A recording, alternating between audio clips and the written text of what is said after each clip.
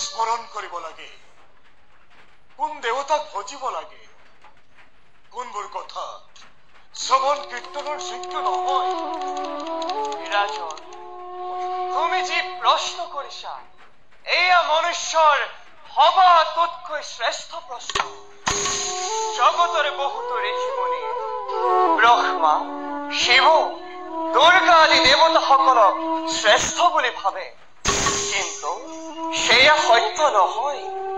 কেৱল নাৰায়ণেহে সমস্ত জগতৰ কাণ্ডাৰী।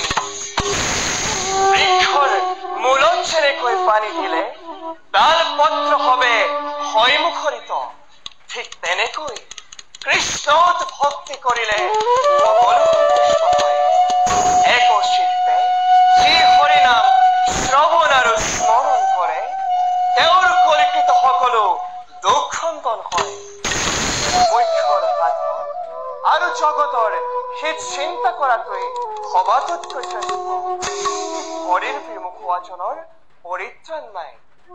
মুখ্য সাধনৰ বাবে একচিত্তে কৃষ্ণ গুণ, নাম কীৰ্তন আৰু তেওঁৰ পাদ পদ্ম স্মৰণ শ্ৰৱণে জীৱন জন্মৰ সফল।